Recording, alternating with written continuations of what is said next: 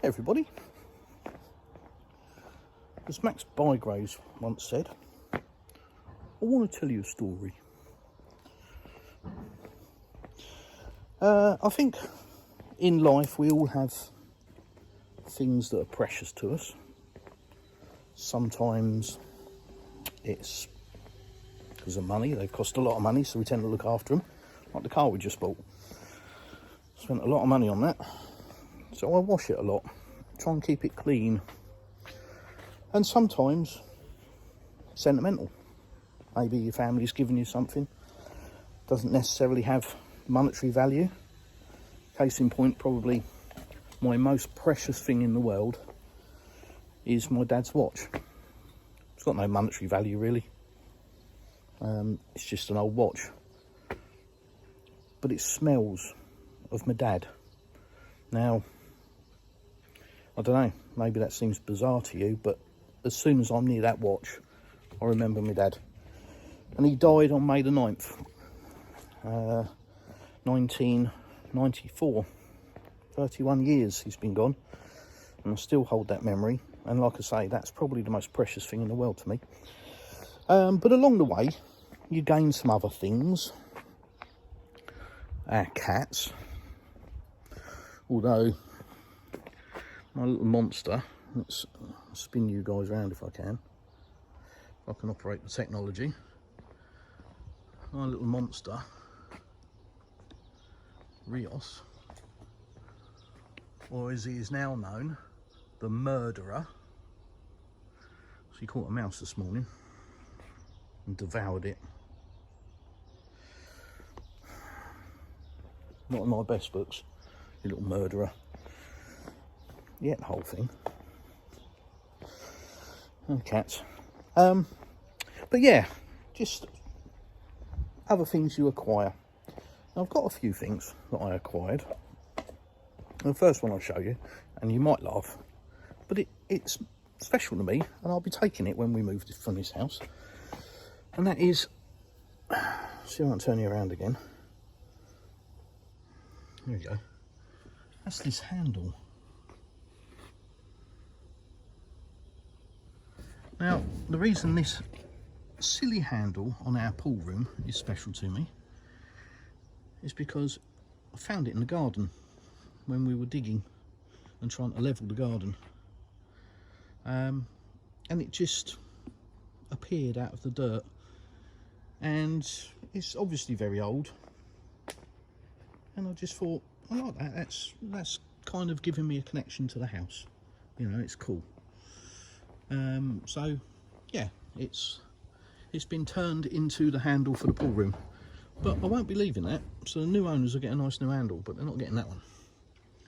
So that's the first thing, a little bit sentimental about.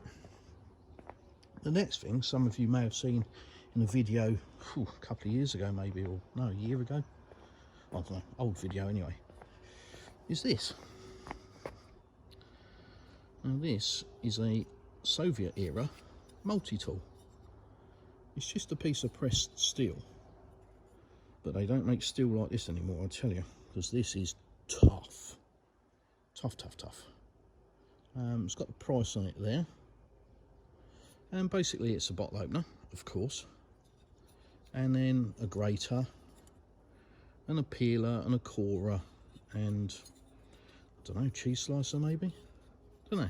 But it's a Russian multi-tool, very simple, super strong. The steel is, I mean, you've got to use both hands to try and bend it. But again, this I found in the garden, all covered in mud and in not looking its best. So I spent a day or two just trying to clean it up and oil it so it can preserve. But that's really special to me. I just think it's a super cool thing, and I've shown it to anybody that's even remotely interested, and even the people that aren't. I don't care. It's just super cool. I love it. Absolutely love it.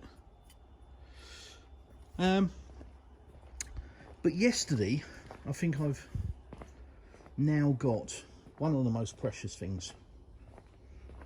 Aside from, like I say, things that you acquire along the way, your family gives you maybe. A friend of mine gave me a laptop, brand new, before we came here, and that's precious to me. But yesterday, once again, I was humbled by Russian kindness and generosity. So here's the story. We went to Krasnodar yesterday, well, a couple of days ago actually, but we were wandering about yesterday. A few videos, a few bits and bobs, another one getting uploaded soon. And I've been wanting to get a key cut for the car, because there's a little, it is a stupid key. I'm sorry, it's freaking stupid.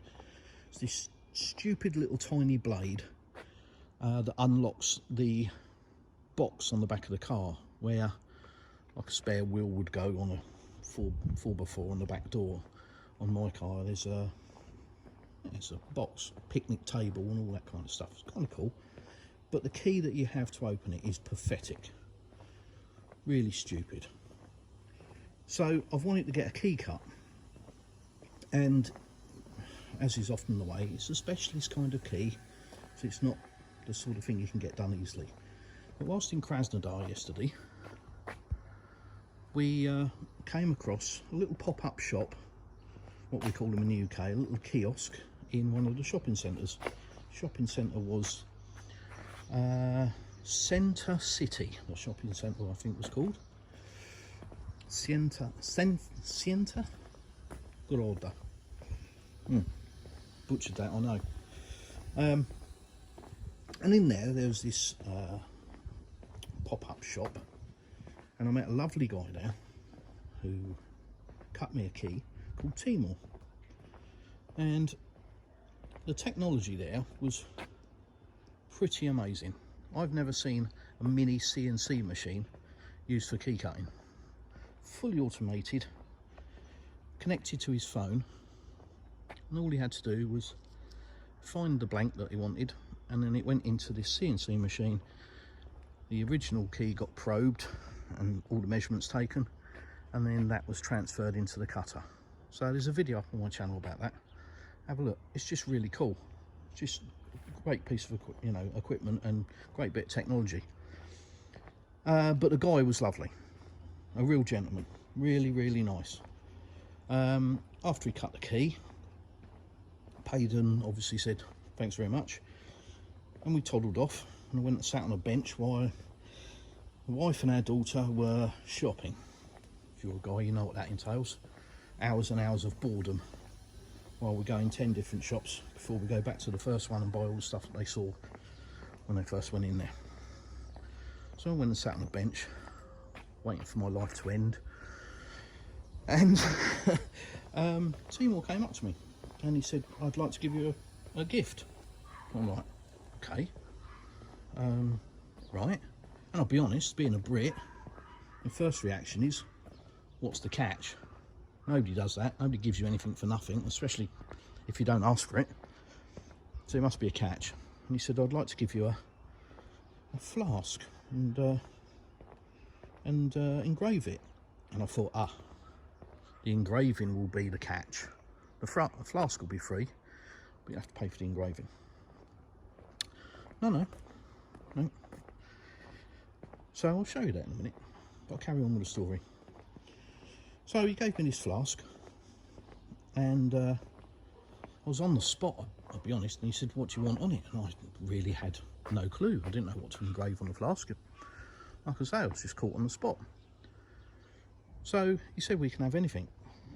Went on the internet, showed me all these images that you could have, and I said, to be honest, I just want something that's Russia related, because I love this country.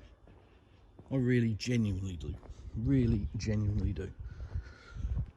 And it just seemed appropriate just to have something on the flask. And I suppose the obvious thing is, maybe an image of Moscow or Vladimir Putin or the Russian flag or something like that. But in the end I said to Timor, do you know what, just put something on that you think is appropriate. So he did. So I'll show you what he's done.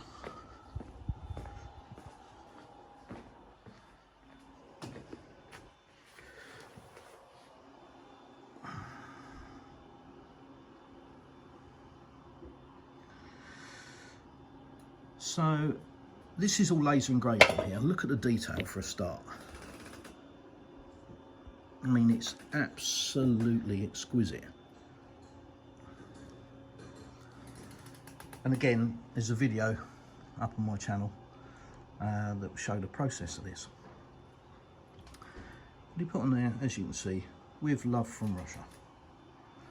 Again, a lot of you might be thinking, oh, soppy sod, or very simple. But that image is being used this year to commemorate the 80th anniversary of victory in World War II for the Russian army, because they won the war, despite what Donald Trump's latest post says. So yeah, it's a very poignant image this year, and I believe it's a statue in Stalingrad, I think. I'm very terrible with history. But anyhow, what a lovely thing. Really nice gift to receive just because he's a nice guy. But then, as you can see, he also gave me the little stainless steel shot glasses. So I've got 4 little stainless steel cups and a little box. So when I want to wander off into the woods and get hammered, I've got a nice little travelling set. But do you know what the best thing was? The thing that really touched me, it was, see if I can work the equipment. That'll be a good start, wouldn't it?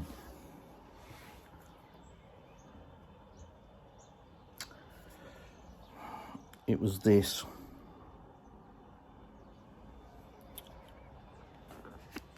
Let me try and get this a bit better.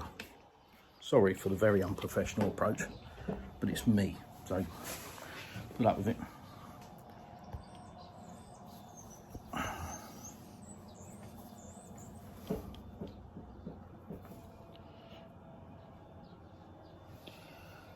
You see that? Now Timur had that on his clothing. It's a personal item to him. It wasn't coming from the shop as a business. You know, some people might say, oh, he gave you that because you're a YouTuber, or, you know, for whatever reason. No, he gave it to me because I'm not, you know, because he was a nice guy. It's as simple as that. But that's his personal item. And I'm going to do some research and understand fully what it is, but effectively it's inscribed with always ready. That's what it means. And in the translation he said it's like a scout emblem, pin. So like I say, I need to sort of do some research on it and find out a bit more about it. But that's really precious to me now. That's, once again, you know, the combination of the flask and the little shot glasses, but moreover that pin, given to me, obviously meant something to him, given to me by a complete stranger we'd never met. He owed me nothing, but just once again demonstrates Russian generosity and kindness. So that's really what this video is about. It's a thank you. It's a thank you to Timur for doing that, for making me feel a certain way, for giving me something that is now very precious to me. But moreover, it really just reinforces my belief and my experience here in Russia of Russians and the culture and the attitude and the generosity, the kindness, and once again I've been humbled, because the way I've been treated here in Russia is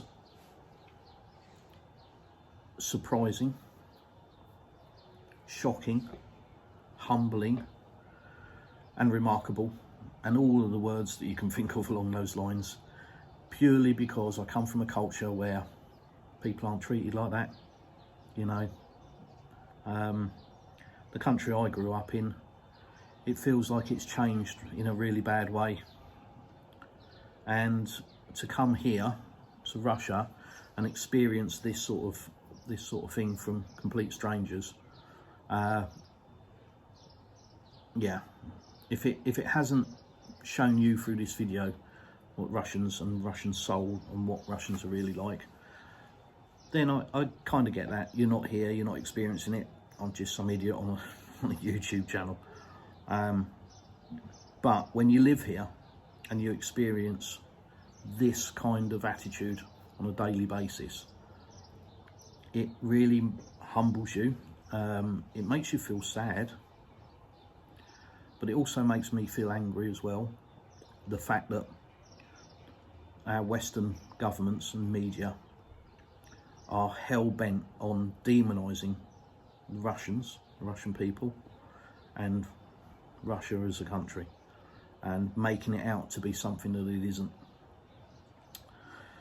Don't know how many people see this video, probably not many. Get censored, won't it? Shadow banned. But if you do see this video, please understand that what you hear about Russia and about Russians isn't based in any kind of reality, and you really need to go and look for yourself. And I don't mean jump on a plane and fly to Russia. I mean just go and do some research. Just go and do some independent research. Stop looking at everything that comes out your TV, because it's a pack of lies. This country is beautiful. So are the people. Thanks for watching. I'll see you in the next one.